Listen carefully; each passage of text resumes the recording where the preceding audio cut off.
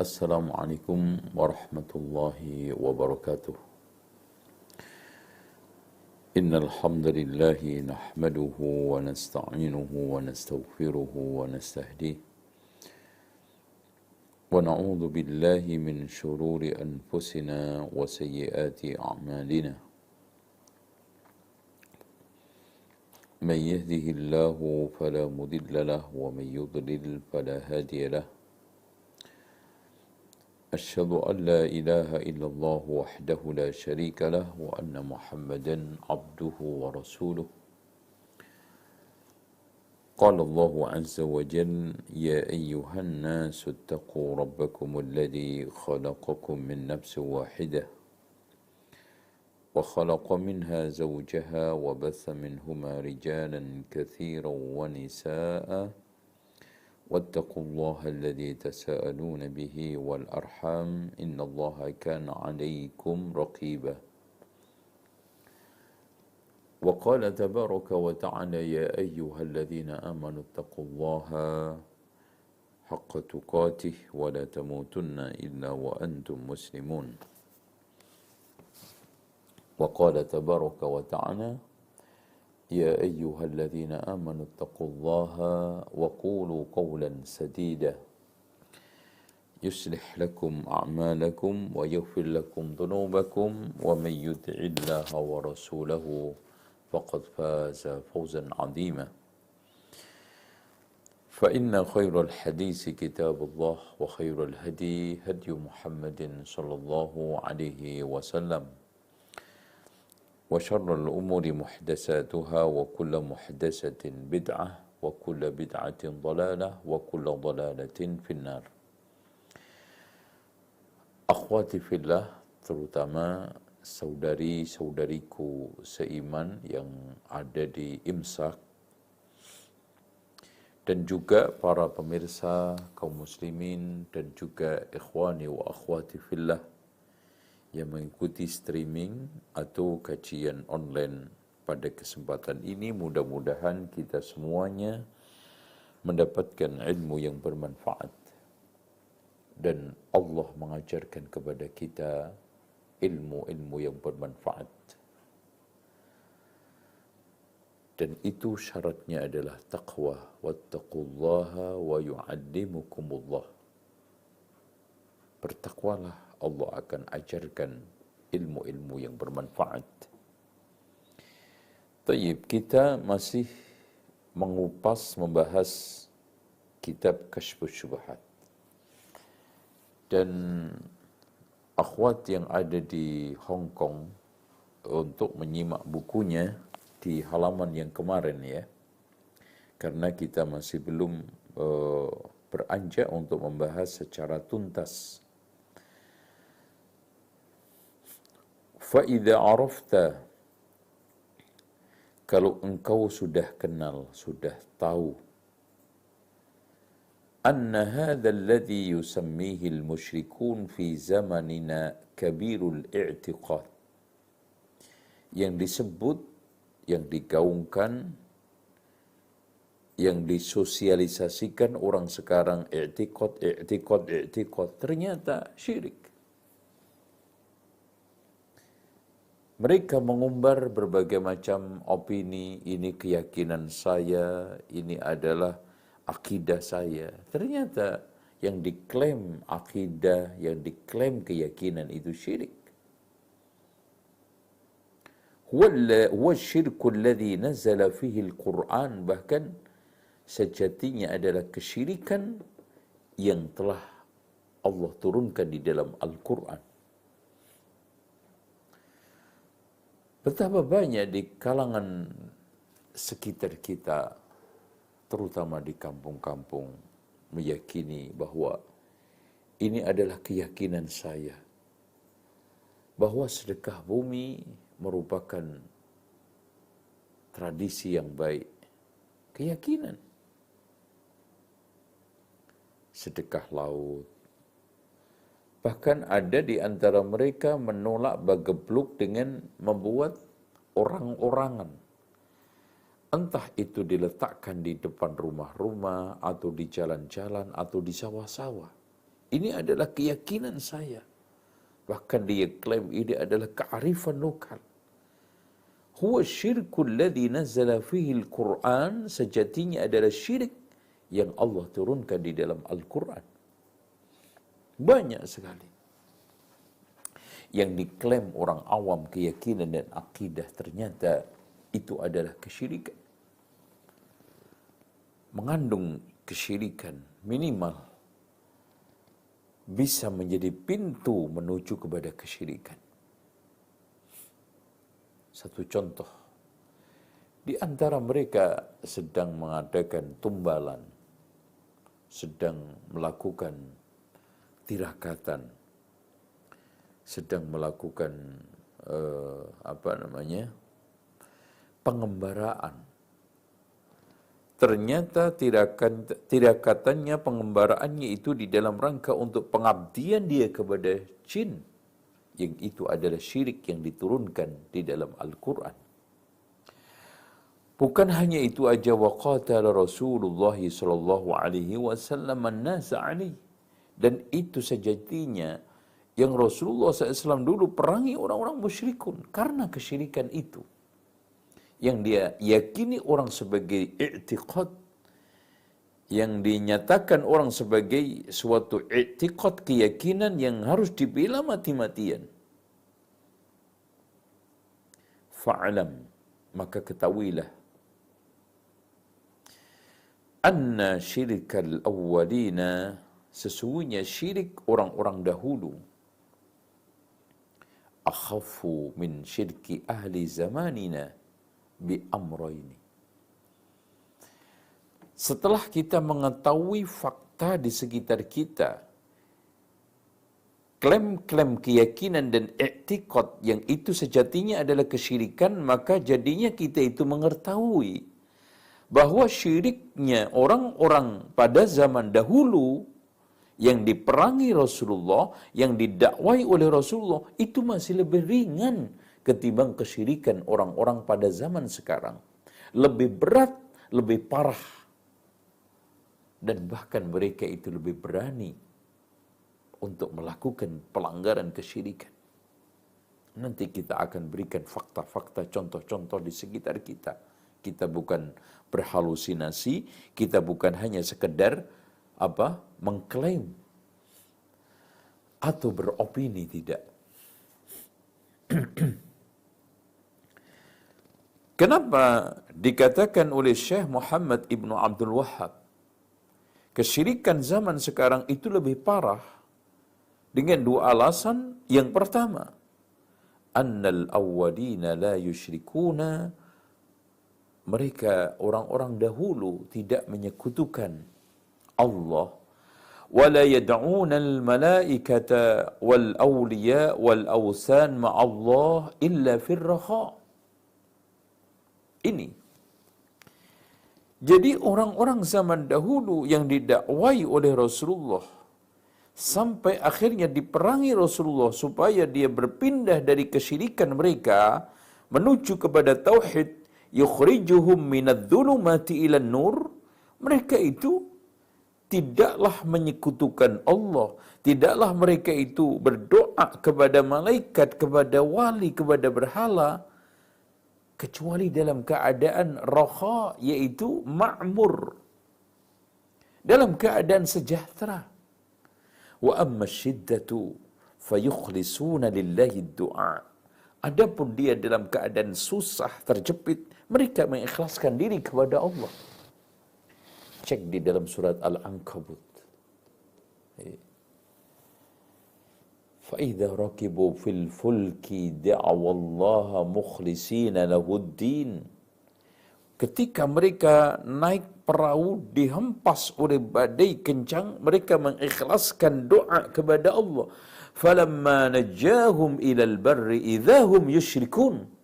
Ketika Allah selamatkan kembali ke daratan, mereka kembali melakukan perbuatan syirik. Wa amma fi syiddah fayukhlisuna lillahi du'a. Jadi mereka itu melakukan kesyirikan kepada Allah, menyembah malaikat, Berdoa kepada selain Allah itu dalam keadaan makmur dan sejahtera. Adapun dalam keadaan mereka susah, terjepit, mereka mengikhlaskan ibadah dan juga doa kepada Allah. Seperti yang ada di dalam surat Al-Ankabut. Dan juga di dalam surat Al-Isra. Ayat 67. وَإِذَا مَسَّكُمُ الضُّرُّ فِي الْبَحْرِ ضَلَّ مَنْ تَدْعُونَ إِلَّا إِيَّهُ. Ketika kalian tertimpa bahaya di dalam lautan, maka kamu berdoa mengikhlaskan kepada Allah di dalam doanya, permohonannya, permintaannya. Falamma najjahum ilal barri a'radtum. Ketika kalian diselamatkan ke daratan dalam kondisi aman dan sejahtera, kalian berpaling. Wa kanal insanu kafura. Manusia itu memang mudah sekali ingkar. Tapi sekarang subhanallah, fakta-fakta ini mereka hilangkan semuanya. Qul ara'aitukum Qul ara'aitukum in atakum adabullahi aw atatkumus sa'ah aghairallahi tad'una in kuntum sadiqin. Katakan Muhammad, apakah jika kalian tertimpa azab, datang kiamat, apakah tetap berdoa kepada selain Allah? Enggak. Bal iyyahu tad'un. Bahkan kamu hanya akan menyembah Allah. Fayakshifu ma tad'una ilaihi. Sampai Allah berikan jalan keluar. Singkap seluruh hal-hal yang sekarang ini, membuat susah. Insya wa tansawna ma tusyrikun. Wa idza massal insanu dhurrun da'a rabbahu muniban ilaih. Dalam firman Allah, sampai tamatta' bi kufrika qalilan innaka min ashabin nar. Surat Az-Zumar ayat 78. Jadi ketika manusia itu tertimpa mara bahaya, itu mengikhlaskan doa kepada Allah, kembali kepada Allah. Tapi setelah dia dalam keadaan makmur, sejahtera, aman, mereka kembali berbuat syirik lagi. Wa qawluhu ta'ala wa idza ghashiyahum mawjun kadhulali da'ullaha mukhlishina lahuddin. Sama intinya, kita bisa simpulkan dari ayat-ayat tersebut bahwa orang-orang musyrikun pada zaman Rasulullah yang diperangi oleh Rasulullah itu syirik dalam keadaan aman, nyaman, tenang, sejahtera dan tentram. Adapun dia dalam keadaan terjepit, dalam keadaan susah, sulit, terhimpit berbagai macam masalah, diterpa badai ketika dia menaik perahu di lautan, maka mereka kembali ikhlas berdoa kepada Allah, memohon kepada Allah. Tapi kenyataan sekarang, susah, senang, nyirik. Gitu sekarang ini. Susah, senang, syirik. Dalam keadaan makmur, sejahtera, mereka berlomba-lomba melakukan berbagai macam kesyirikan. Di acara perayaan mereka penuh padat dengan berbagai macam simbol-simbol kesyirikan. Dalam keadaan susah, paceklik, mereka juga syirik. Panen melimpah ruah, mereka melakukan berbagai macam persembahan kepada Dewi Sri. Tapi saat sekarang padinya atau tanamannya diserang hama, baik wereng maupun tikus dan yang lainnya, mereka pergi ke dukun, meminta berbagai macam persyaratan yang semuanya adalah mengandung kesyirikan kepada Allah. Nas'alullah al-afiyah. Faman fahima hadhil mas'alah allati wadahaha Allah fi kitabih. Siapa yang memahami permasalahan ini dengan baik, yang Allah jelaskan di dalam Alkitab, yaitu Al-Quran, wahiyya annal musyrikin alladhi qatalahum Rasulullah sallallahu alaihi wasallam, orang-orang musyrikun yang diperangi oleh Rasulullah SAW, yad'una Allah wa yad'una ghairahu fil raha. Dia menyembah Allah dan menyembah selain Allah pada saat dia dalam keadaan aman, tentram, damai, sejahtera. Wa amma fi dharra, adapun dalam keadaan masa-masa sulit, wasyiddati, dalam keadaan masa-masa dalam kejepit, fala yad'una illa Allah wahdahu la syarikalah.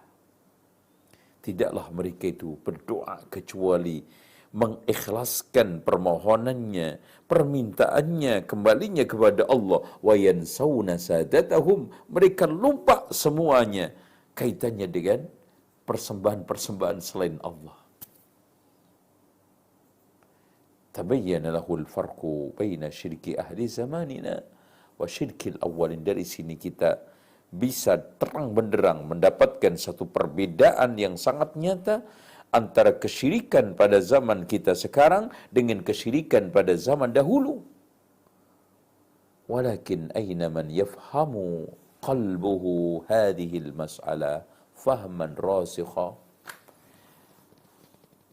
Akan tetapi manakah di antara kaum muslimin yang memahami hal ini? Mereka tetap dalam keadaan bandelnya, keras kepalanya.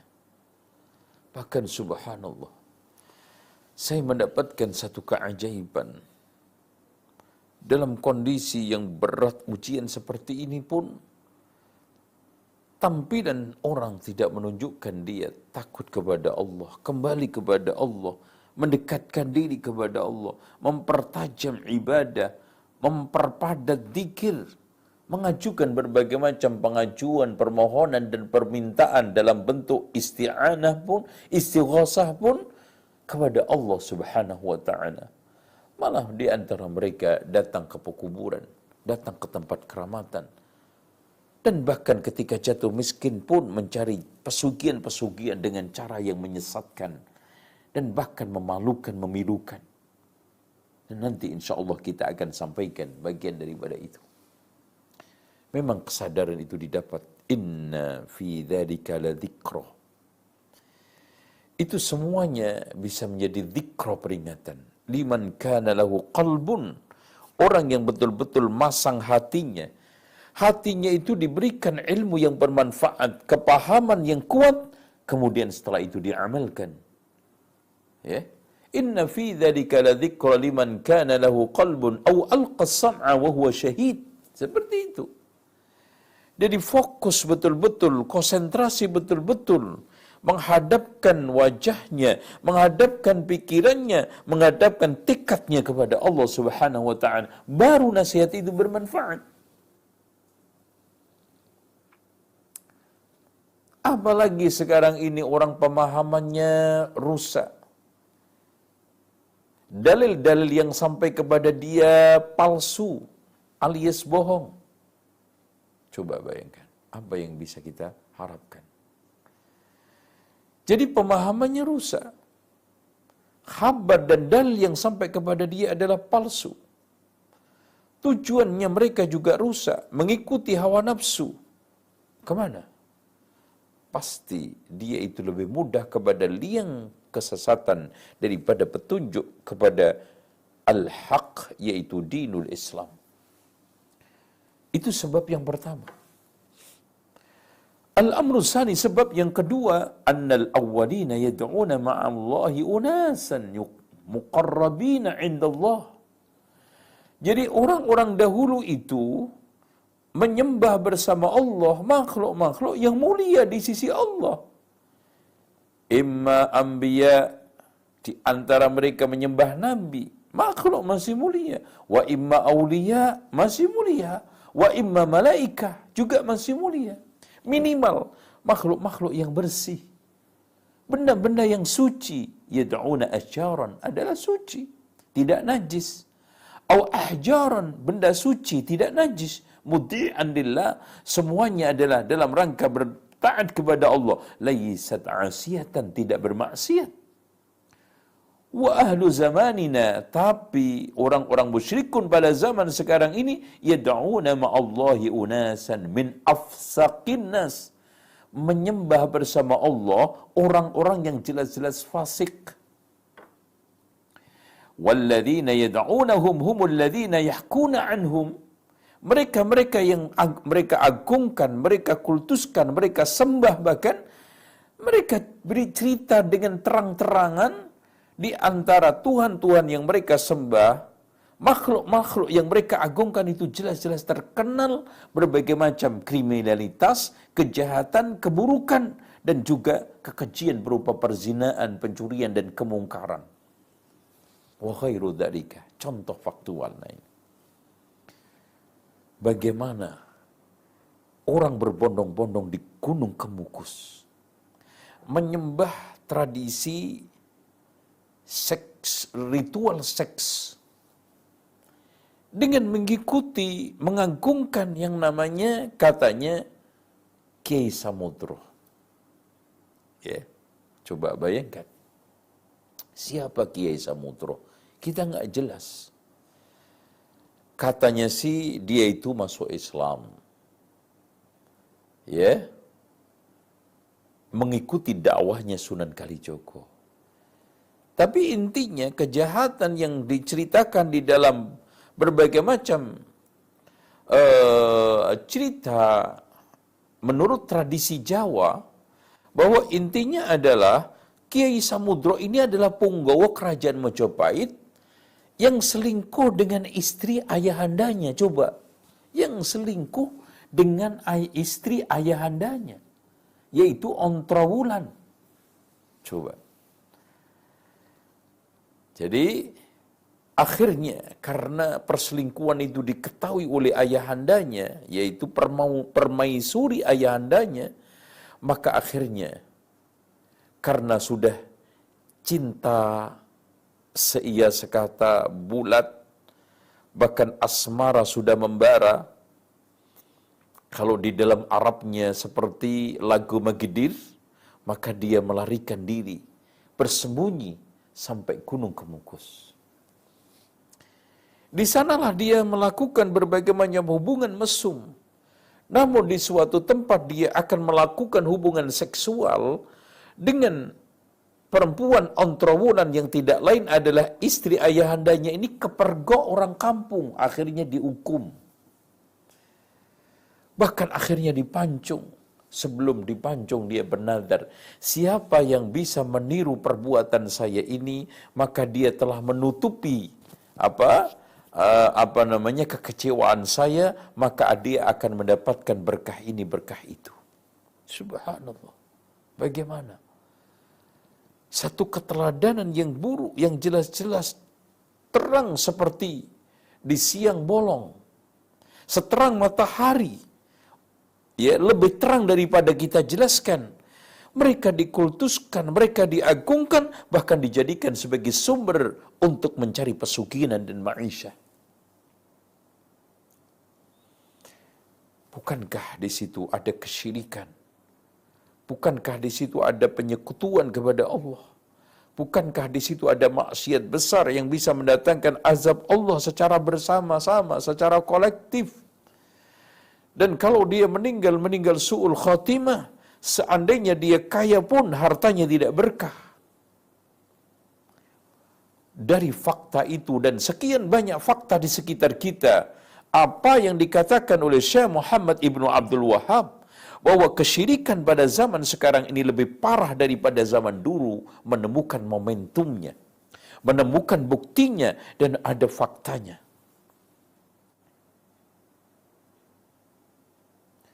Oleh karena itu, dari sini kata Syekh Muhammad Ibnu Abdul Wahhab, Masya Allah, walladhi ya'taqid fi salih, au kalladhi la ya'si mithal khashab wal ahjar.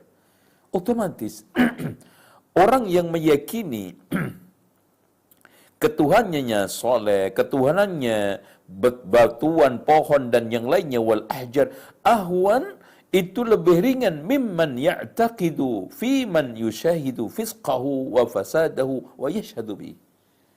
Lebih ringan daripada orang yang meyakini ketuhanan sosok makhluk yang jelas-jelas terang benderang kefasikannya, kesesatannya, kerusakannya, dan penyimpangannya, bahkan mereka menjadi saksi akan hal itu semuanya. Mereka menjadi saksi. Setiap hari orang-orang yang wirawiri ke Gunung Kemukus. Bahkan na'udzubillah, untuk mendapatkan pengabulan ritualnya tersebut, hajatnya tersebut harus melakukan ritual seks 7 kali minimal. Na'udzubillah, na'udzubillah. 7 kali.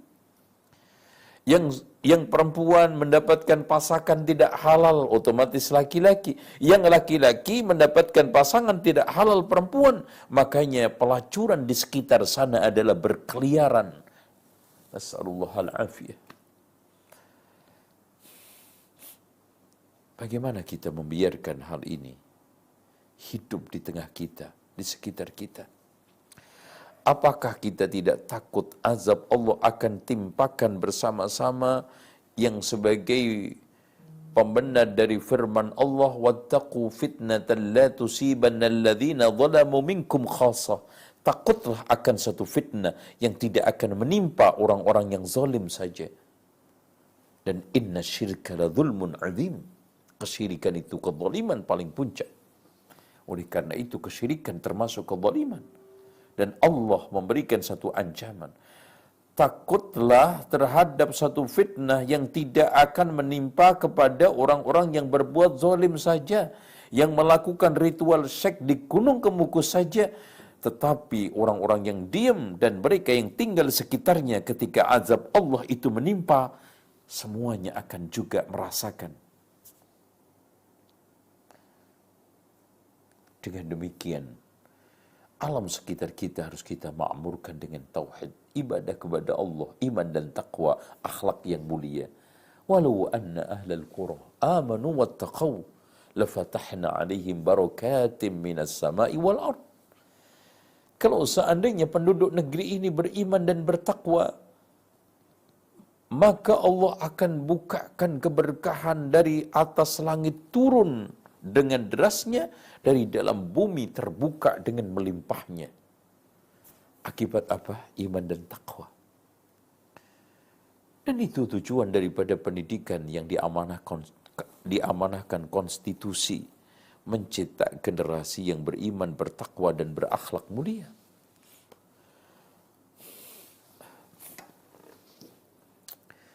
Idza tahaqqaqta anna alladhi qatalahumur Rasulullah sallallahu alaihi wasallam.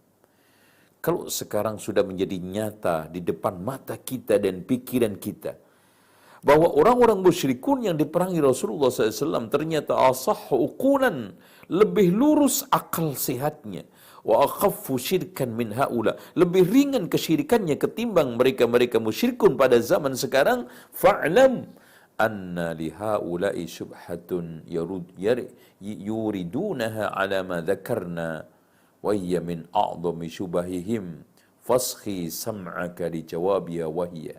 Ya. Jadi mereka ternyata masih juga memiliki syubhat. Dan syubhat yang paling berat di antara sekian syubhat yang berat, paling besar di antara yang besar, annahum yaqulun, mereka berkata, innal ladzi nazala fihimul Qur'an la yashhaduna an la ilaha illallah wa yukadzibuna Rasulullah sallallahu alaihi wasallam. Syubhat mereka tidak mau disamakan, bahkan dikatakan lebih berat daripada musyrikun pada zaman Rasulullah.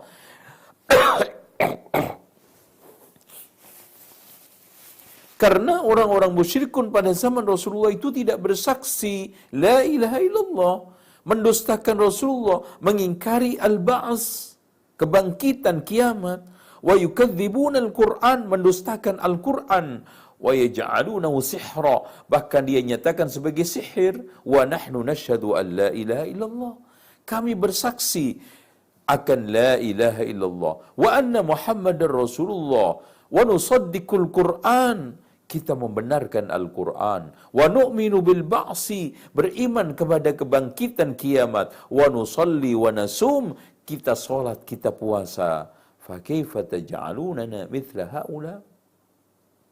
Bagaimana kita sama? Ini syubhat mereka yang paling berat. Di antara sekian syubhat yang paling berat. Ya. Dan kita harus jawab. Fal jawabu, adapun jawabannya, Kalau mereka mengatakan bagaimana kami ini kalian samakan dengan musyrik yang diperangi oleh Rasulullah. Bahkan kami ini lebih berat, lebih parah syiriknya ketimbang musyrikun pada zaman Rasulullah. Sementara mereka tidak bersaksi La ilaha illallah Muhammadur Rasulullah, mendustakan Rasulullah, mengingkari kebangkitan, mendustakan Al-Quran.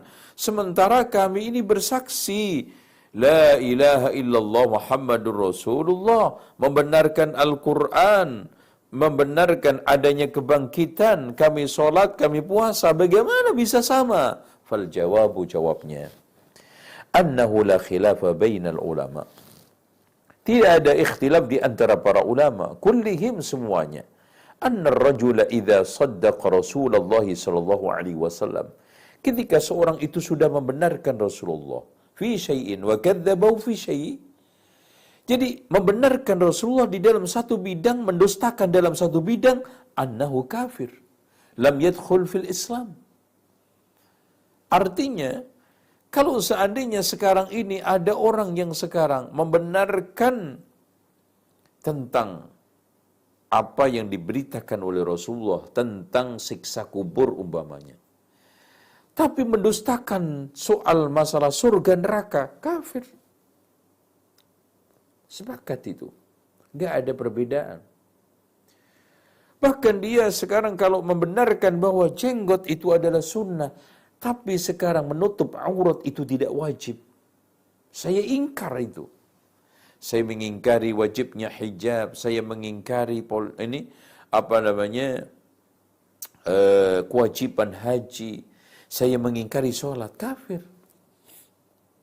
Andaikan orang tersebut sudah sholat, sudah puasa, yakin bahwa sholat itu wajib, yakin puasa Ramadan itu wajib, tapi dia itu mengingkari haji, kafir. Mengingkari warisan, kafir. Mengingkari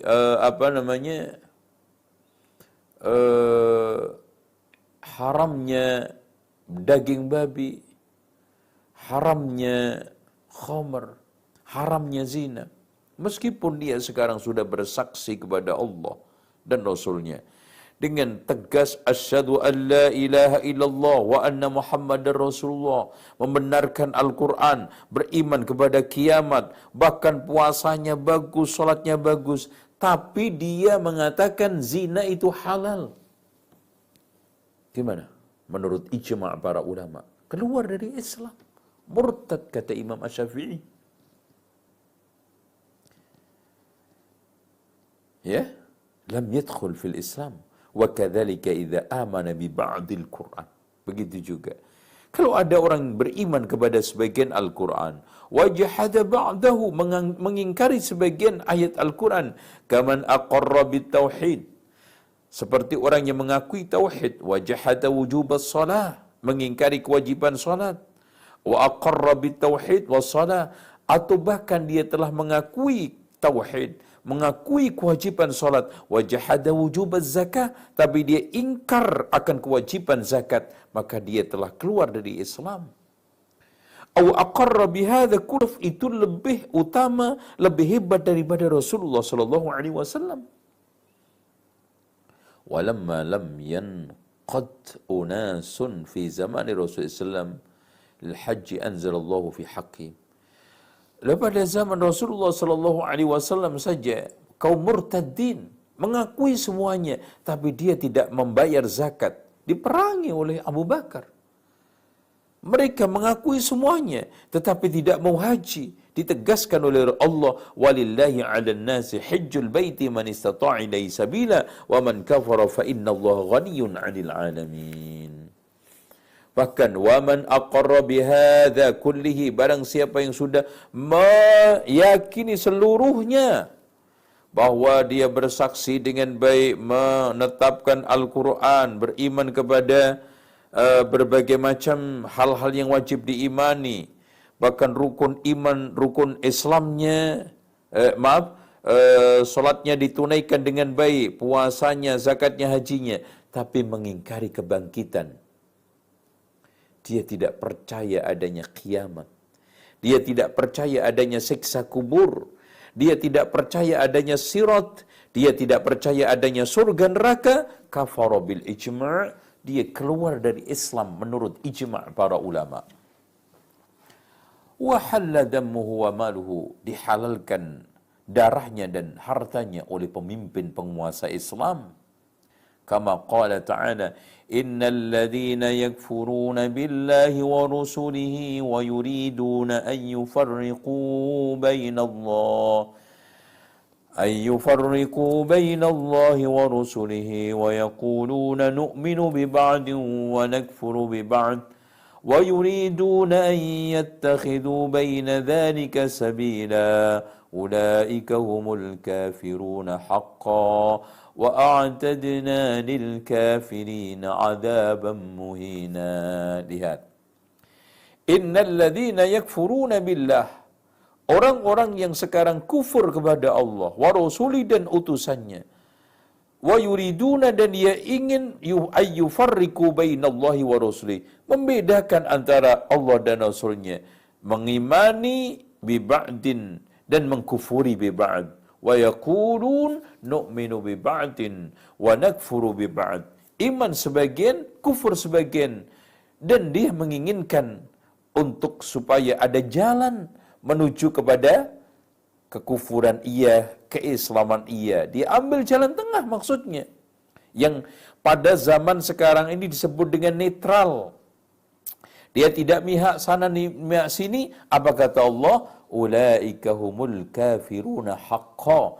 Mereka itu adalah kafir secara nyata. Wa a'dadna lil kafirina 'adzaban muhina. Surat An-Nisa ayat 150, 151. Mereka divonis keluar dari Islam. Mengimani sebagian, mengkufuri sebagian. Wallahu a'lam bissawab. فَإِذَا كَانَ اللَّهُ قَدْ صَرَّحَ بِكِتَابِهِ, ketika Allah telah terang-terangan di dalam kitabnya menegaskan anna man amana bi ba'd, siapa yang beriman dengan sebagian Alkitab, wa kafara bi ba'd, dan kufur kepada sebagian Al-Quran, huwal kafiru haqqan zalat syubhat wa hadhihi hiya alladhi dzakaraha ba'du ahli al-ihsa fi kitabil ladzi arsalahu ilaina.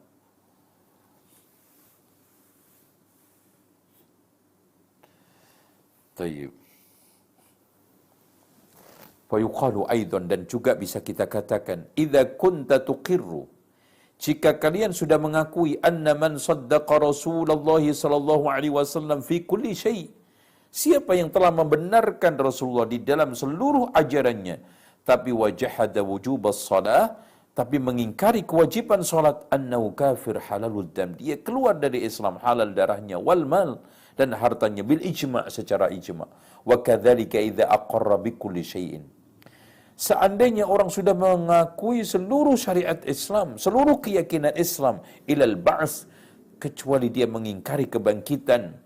Wa kadzalika law jahada wujuba shaumi Ramadan, atau mengingkari puasa Ramadan, wa sadaqa bidzalika kullihi, ya, membenarkan semua, la takhtaliful madzahib fihi, tidak ada perbedaan, pertentangan antara madhab 4 dan bahkan lebih daripada itu, selain madhab Hanafi, Maliki, Syafi'i, Hambali. Wa qad nataqa bihi al-Qur'an kama qaddamna. Jadi seperti yang telah kita sampaikan pada pertemuan-pertemuan yang lalu. Wallahu a'lam bishawab. Cukup, dan insyaallah kita akan lanjutkan pada kesempatan berikutnya.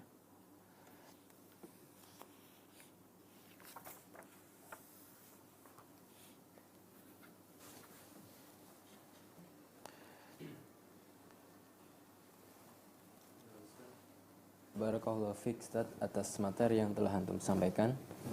Kami infokan kembali kepada jamaah bahwa kajian ini adalah kajian khusus muslimah yang diselenggarakan dengan kerjasama dari Indonesian Muslim Student Association Hong Kong atau yang disingkat IMSAK, yang mengikuti kajian ini via online. Materi kali ini ialah melanjutkan dari pembahasan kitab Kasyfus Syubhat dengan tema syirik masa kini lebih parah. Dan bagi jamaah, kita telah memasuki sesi tanya jawab. Khusus jamaah imsak yang menyimak kajian ini via Zoom, silahkan bisa mengirimkan pertanyaan via kolom chat atau disampaikan secara privat kepada admin. Insya Allah akan kita bacakan pada sesi ini. Dan untuk jamaah yang mengikuti via streaming YouTube atau Facebook ZA Official, bisa langsung bertanya via kolom chat atau melalui nomor WhatsApp di 0811 8033 389. Baik Ustaz, sudah ada pertanyaan yang masuk. Bismillah, izin bertanya Ustaz. Ana masih ada sedikit syubhat Ustaz, alias masih bingung sebenarnya kita boleh atau tidak mendoakan orang yang berprofesi sebagai dukun dengan doa seperti misalnya semoga husnul khotimah atau doa-doa seperti lazimnya seorang muslim yang meninggal lainnya. Sedangkan profesi dukun itu perbuatan kekufuran, tetapi menghukumi dia kufur butuh ditegakkan dulu hujah. Jadi bagaimana sikap kita ketika ada hal seperti itu Ustaz?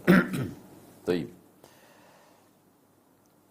Kalau tidak ada bukti kekufuran dan belum ada tegak iqamatul hujjah, sementara dia masih sholat 5 waktu dengan baik plus Jumatnya, maka berhak untuk disolatin dan doakan pengampunan dan dimintakan kebaikan-kebaikan. Ya. Tapi kalau sudah tampak kekufurannya dan sudah ditegakkan hujjah, apalagi dia jelas-jelas meninggalkan sholat, maka dia tidak boleh kita perlakukan seperti itu. Tidak boleh kita sholati, tidak boleh kita kubur di kuburan kaum muslimin, tidak boleh kita doakan pengampunan dan rahmat. Karena Allah Subhanahu wa taala berfirman, "Ma kana lin-nabiyyi wal-ladzina amanu ay yastaghfiru lil-musyrikina walau kanu uli qurba." Tidaklah patut bagi seorang nabi dan orang-orang mukmin memintakan ampun kepada orang-orang yang mati dalam keadaan syirik, walaupun mereka itu kerabat dekatnya. Jadi kaedahnya, kalau tampak jelas kesyirikan, sudah ditegakkan hujjah, kemudian apalagi dia tidak sholat, maka kita tidak boleh menyolati mereka, tidak dikubur di kuburan kaum muslimin, tidak boleh mendoakan pengampunan dan rahmat. Tapi kalau sekarang kita belum melihat kekufuran yang nyata, kemudian belum ditegakkan hujjah, apalagi dia masih sholat, maka kita sholati, kita doakan, kita mintakan pengampunan dan rahmat, termasuk juga husnul khatimah. Wallahu a'lam bishawab. Baik Ustaz, jazakallah atas jawaban dari antum.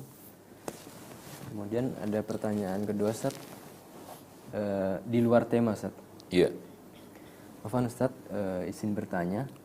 Di media sosial Ana sering posting tentang ilmu hasil kopas dari tulisan para asatidz dan suami Ana melihat. Karena beliau suami Ana itu merasa amalannya diserang dan tidak sepaham, maka beliau menjadi marah dan menghina dan sering mengajak berdebat Ustaz. Dan beliau juga sering berulang kali mengatakan ingin pisah karena hal itu Ustaz. Lalu bagaimanakah sikap Ana untuk masalah ini? Apakah Ana berhenti mengikuti manhaj salaf ini atau sebaiknya tidak posting soal ilmu-ilmu syar'i tersebut Ustaz? Tajib. Pertama, ibu harus bijaksana. Terus kemudian harus mencari celah yang baik. Dan tidak banyak memposting sesuatu yang memang masih belum diterima oleh akal sehat dia. Tapi ibu juga tidak boleh berhenti dari kebaikan dakwah. Tidak boleh berhenti dari meniti manhaj yang sahih. Tidak boleh melepaskan satu hidayah, satu nikmat yang mulia ini, yaitu ni'matul hidayah ilal islami was sunnah. Nikmatnya hidayah kepada Islam dan sunnah. Seperti yang dikatakan oleh Imam Ibnu Qayyim, nikmat itu ada dua macam. Nikmatun mutlaqah, nikmat yang mutlak, yaitu nikmatul hidayah ilal islami was sunnah. Nikmat hidayah kepada Islam dan sunnah. Dan yang kedua nikmatun muqayyadah, nikmat yang terikat. Terikat kesehatan oleh penyakit, umur, oleh kematian, anak dan yang lainnya terikat. Tapi yang mutlak, yang betul-betul sempurna adalah ni'matul hidayah ilal islami was sunnah. Makanya Allah sebutkan Islam itu nikmat.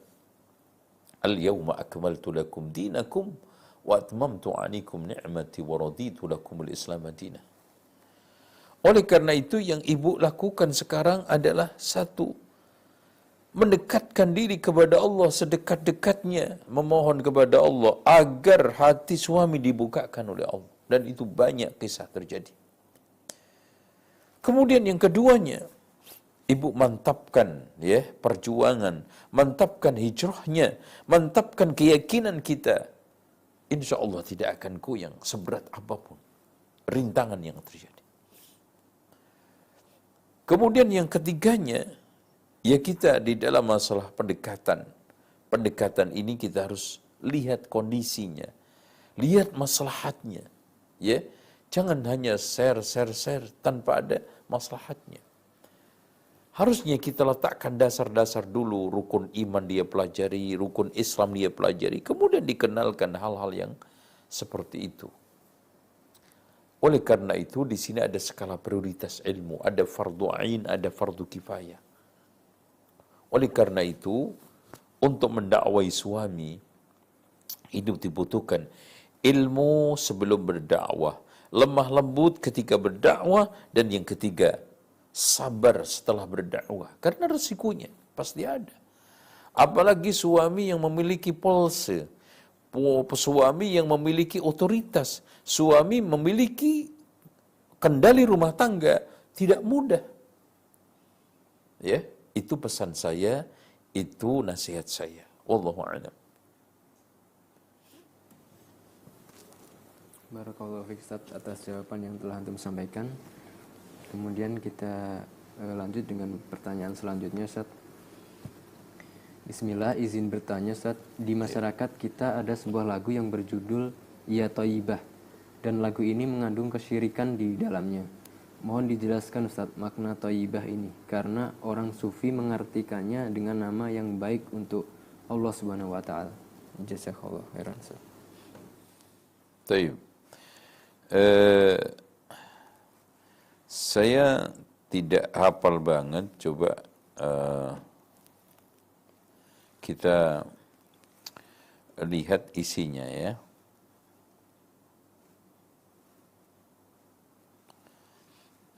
Bagaimana di qasidah Ya Thayyibah ya. Taib. Ini coba kita baca Ya Thayyibah, Ya Thayyibah, Ya Dhawul Ayana istaqnaka wal hawa nadanak ya lama saral murakkib nasani. Ini semua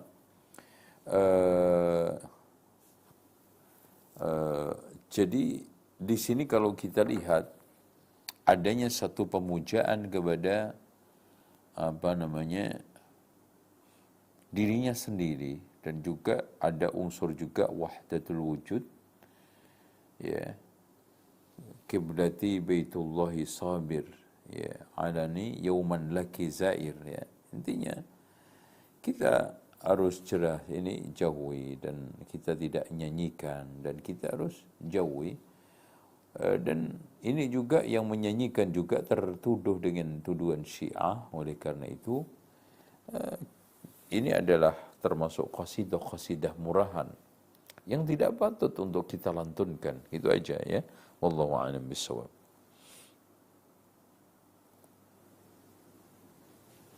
Barakallahu fiik Ustaz atas jawaban yang telah antum sampaikan. Kami ingatkan kembali untuk jamaah yang mengikuti kajian ini via Zoom bisa langsung mengirimkan pertanyaannya via kolom chat atau dijawab secara private kepada admin. Baik Ustaz, ada pertanyaan lagi yang di luar tema Ustaz. Ya, silakan. Kaitannya dengan sholat Idul Adha Ustaz. Ya. Bagaimana tata cara sholat Id di rumah Ustaz, sehubungan dengan anjuran pemerintah karena kondisi pandemi saat ini? Baik. Kalau kita ada keluarga besar, maksudnya anggotanya lebih daripada 3-5, maka kita lakukan secara normal. Sebagai laki-laki kita jadi imam, terus kemudian ada khutbahnya, nggak ada masalah. Caranya, kita awali dengan sholat. Ya, kemudian setelah itu khutbah. Berbeda dengan Jumat. Kalau Jumat khutbah dulu, kemudian sholat. Karena mendengarkan khutbah itu wajib kalau sholatul Jumat. Sementara sholatul Idul Fitri, Idul Adha itu tidak wajib.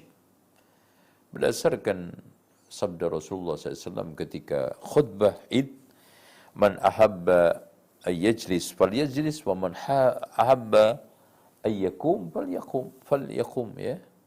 Barang siapa ingin duduk silakan, kalau tidak silakan. Ya, hadis dikeluarkan oleh Imam Abu Dawud di dalam sunannya. Oleh karena itu, siapa yang ingin sholat Idul Adha nanti di rumah, adab-adabnya, ya kita bertakbir, dan dianjurkan takbir itu sejak tanggal 1 kemarin. Ya, tanggal 1 ini salah kaprah di antara kaum muslimin. Sunnah banyak mati takbir pada waktu tanggal 1. Karena kita mulai tanggal 1 itu pun yang ingin kurban tidak boleh potong rambut, potong kuku, menghilangkan sisik kulit kita. Ya. Kemudian setelah itu kita perbanyak takbir, tahmid, tahlil, tasbih juga. Nah, kalau sudah tanggal 9 mulai ada takbir muqayyad. Jadi sejak tanggal 9 itu ba'da salat subuh kita dianjurkan takbir muqayyad setelah solat setiap 5 waktu. 9, 10, 11, 12, 13. Dengan demikian pada saat Idul Adha ini ada takbir mutlak, ada takbir muqayyad. Mutlak bebas. Dimanapun, kapanpun, kecuali dalam keadaan berhubungan suami istri dan di toilet. Kemudian muqayyad selepas solat 5 waktu. Sampai kita ketika sholat Id dianjurkan juga mandi, terus kemudian tidak makan karena nanti kita makan hewan ini, daging hewan kurban, ya. Kemudian setelah itu kita segera sholat, sholat 2 rakaat, rakaat pertama dengan takbiratul ihram. Setelah takbiratul ihram ada takbiratul ziyadah 7 kali, Allahu Akbar, Allahu Akbar. Kemudian setelah itu membaca iftitah, Fatihah, surat. Kemudian rukuk, bangkit dari rukuk, sujud 2 kali, bangkit lagi. Rakaat yang kedua, takbir, kemudian takbir ziyadah 5 kali. Kemudian baca surat Al-Fatihah, surat yang kita mampu, ya. Kemudian setelah itu rukuk, bangkit dari rukuk, sujud 2 kali. Setelah itu tahiyat sampai salam, kanan kiri. Setelah itu kita berdiri khutbah untuk memberikan nasihat. Itu insya Allah. Tapi kalau kita sendirian, maka cukup sholat 2 rakaat dengan tata cara sholat Idul Fitri dan Idul Adha, yaitu dengan cara yang telah saya sampaikan tadi. Seperti itu ya. Wallahu a'lam. Barakallahu fiik Ustaz atas jawaban yang telah antum sampaikan. Masih ada pertanyaan lagi Ustaz? Ya. Bagaimana hukum orang yang mencari-cari siksaan kubur dengan cara merekam HP, menaruh handphone itu di kuburan, kemudian di dalam HP itu terekam suara orang berteriak-teriak lalu merintih. Apakah itu termasuk perbuatan menebak-nebak hal yang gaib, Ustaz? Tayyib. Perlu diketahui bahwa Rasulullah SAW menceritakan di dalam hadis yang sahih yang diriwayatkan oleh Imam Bukhari dan yang lainnya, bahwa ketika seorang kafir dan munafik tidak bisa menjawab pertanyaan malaikat, summa darabahu darbatan, ya, kemudian dipukul dengan cemeti, yasma'uhu, ya, kulla syai'in man yali illa thaqalain, didengar oleh sekitar makhluknya, makhluk sekitarnya kecuali jin dan manusia. Dari hadis ini, ikhwas sekalian, bahwa kita bisa tegaskan setegas-tegasnya bahwa tidak ada seorang pun di muka bumi ini kecuali Rasulullah atau Rasul yang telah diberikan oleh Allah kemampuan oleh Allah untuk diperdengarkan, ya, selain Rasulullah sallallahu alaihi wasallam dan utusan yang telah diperdengarkan siksa kubur, maka tidak bisa mendengarkan, tidak bisa mengindra siksa kubur berdasarkan hadis tadi, illa saqalain, kecuali jin dan manusia. Oleh karena itu, kalau ada orang yang mengklaim mendengarkan siksa kubur, rintian siksa kubur, fenomena-fenomena siksa kubur, ketahuilah itu adalah bohong, halusinasi, dan ditipu oleh jin. Dan betapa banyak jin itu keluar dari kuburan seseorang, menjelma orang tersebut, kemudian menyesatkan orang tersebut. Atau mungkin keluar suara-suara tertentu dan yang lainnya untuk menyesatkan orang tersebut. Tolong diwaspadai itu. Dan hikmah kenapa jin dan manusia, terutama kita, tidak diperdengarkan siksa kubur. Satu, supaya kita saling mau mengkubur manusia. Coba kalau sekarang siksa kubur itu bisa didengarkan, banyak orang yang tidak mau mengkubur orang-orang yang mati karena takut. Kemudian yang kedua, nanti akan menjadi sedih orang-orang yang hidup, keluarga yang ditinggalkan. Coba bayangkan, kalau setiap hari seorang anak mendengarkan ibunya disiksa di alam kuburnya, atau familinya disiksa di alam kuburnya, dia tidak akan bisa tidur, bahkan dia stres. Kemudian yang ketiga, tidak membongkar aib. Coba kalau sekarang orang-orang bisa mendengarkan siksa kubur, dia akan gunjing, dia akan omongkan, oh kan, benar kata gue kan, dia itu begini-begini, tuh lihat, dia sedang disiksa di dalam kuburannya. Dan yang terakhir, iman kita terhadap gaib itu akan hilang. Alladzina yu'minuna bil ghaib. Karena kalau sudah bisa diindra, bisa didengar, bisa didapatkan oleh panca indera manusia, maka iman terhadap gaib itu sudah tidak berlaku lagi. Dan ini tidak mungkin. Bahkan siksa kubur itu termasuk perkara-perkara gaib yang kita imani. Wallahu a'lam bishawab. Barakallahu fiik Ustaz atas jawaban yang antum telah sampaikan. Kami ingatkan kembali bagi jamaah yang ingin bertanya, bisa melalui via Zoom atau privat kepada admin, chat secara privat kepada admin. Dan bagi jamaah yang mengikuti kajian ini secara streaming di YouTube atau Facebook Zeta Official, bisa langsung bertanya melalui via kolom chatnya atau melalui nomor WhatsApp di nomor 081 0811 8033 389. Baik Ustaz, ada pertanyaan yang sudah masuk kembali. Ya. Assalamualaikum Ustaz, izin bertanya. Bagaimana hukum kunut di sholat maghrib Ustaz? Sholat maghrib, sholat Jumat, setiap melaksanakan sholat dan sholat id. Jazakallahu khairan. Taib, tolong diperhatikan bahwa kunut nazilah itu dilakukan oleh Rasulullah SAW tidak dengan cara konstan. Bahkan kenapa terjadi banyak riwayat kunut nazilah itu dilakukan duhur, asar, maghrib, ya, isya ini. Ada yang sekarang ini maghrib sama subuh saja. Kenapa? Karena ketika saat masalah itu genting sekali, berat sekali, Rasulullah kunut pada 5 waktu. Kemudian setelah agak melonggar, maka kunut pada waktu maghrib sama subuh. Ketika melonggar cuma subuh saja. Itu maksudnya.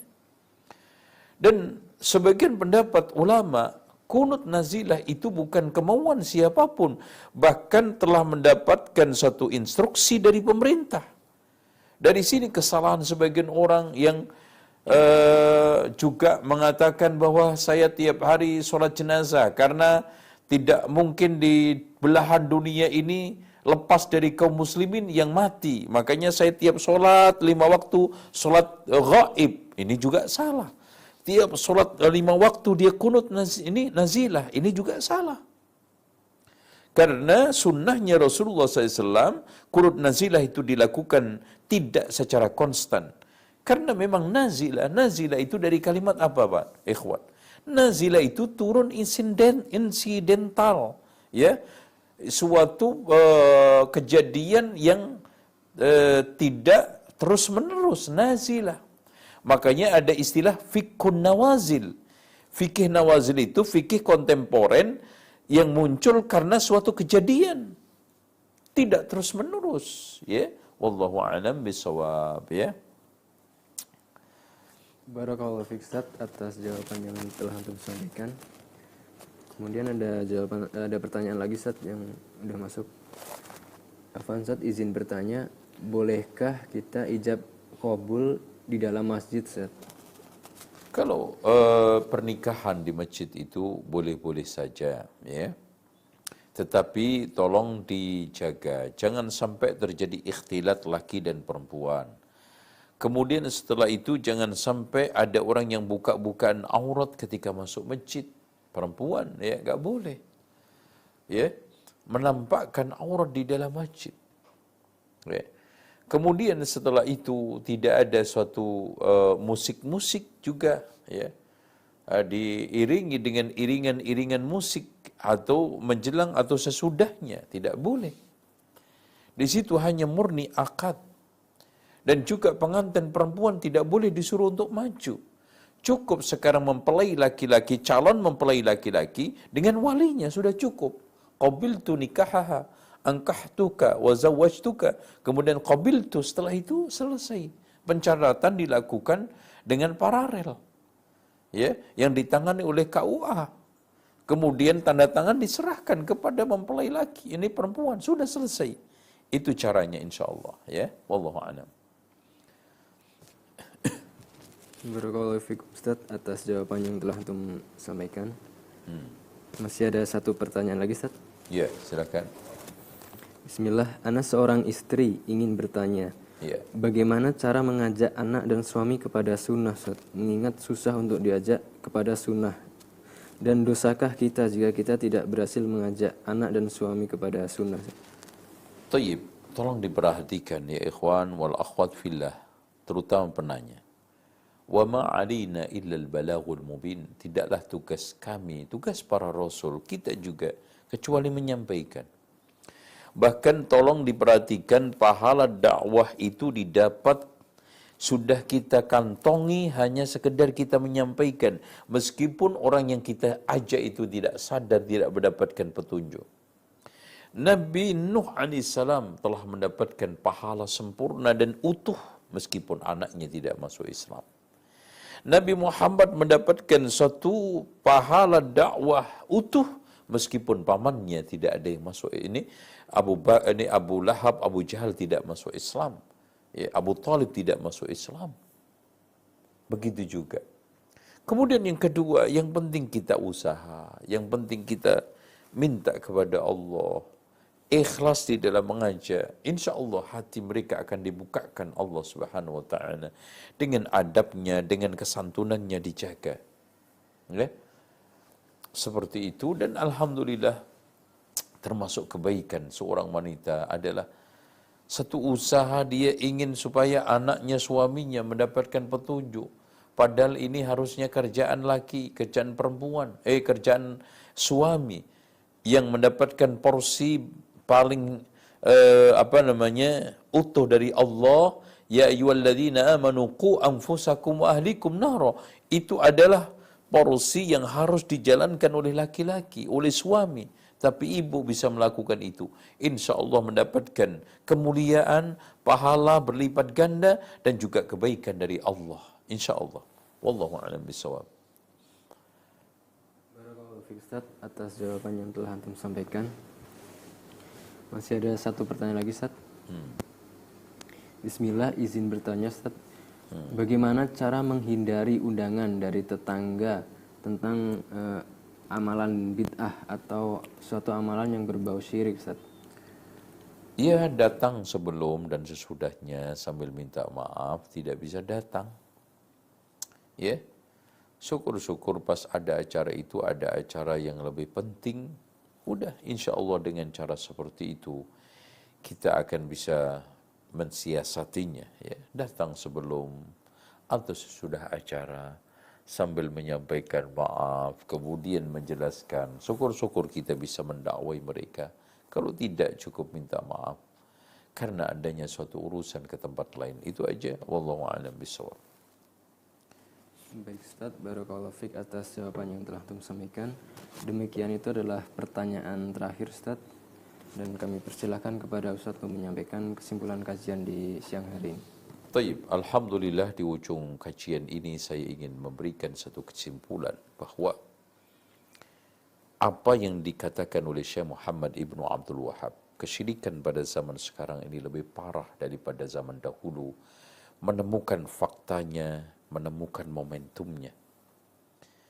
Fakta yang pertama, orang-orang musyrik zaman dulu itu menyembah Tuhan selain Allah itu makhluk-makhluk yang suci, mulia, minimal benda-benda mati yang tidak mengandung unsur dosa, fasik dan maksiat. Pada zaman sekarang ini menyembah makhluk yang jelas-jelas fasik. Itu, nas'allahu al-afiyah. Dan kemudian yang kedua, mereka menyembah pada saat kepada selain Allah itu pada saat makmur, aman, sejahtera. Tapi ketika dia dalam keadaan susah, kejepit, dalam keadaan tertimpa mara bahaya, mereka mengikhlaskan kepada Allah. Tapi sekarang susah, senang, nyirik. Jadi inilah yang menjadikan orang-orang musyrikun pada zaman sekarang itu lebih parah daripada musyrikun dan kesyirikan pada zaman Rasulullah SAW. Dan kemudian ada subhat besar yang disampaikan oleh mereka. Kenapa kalian terus menuduh kami syirik? Mengatain kepada kami syirik. Sementara kami ini berbeda dengan orang-orang musyrikun pada zaman Rasulullah. Kok kita dikatakan lebih berat?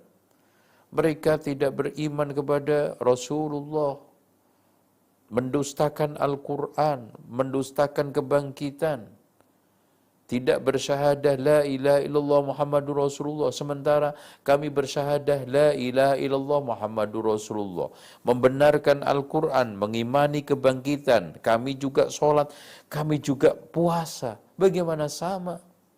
Jawabannya, siapapun yang sudah mengimani dan mempercayai seluruh syariat Islam, kemudian hanya ingkar satu saja, tidak percaya akan kebangkitan kiamat, keluar dari Islam.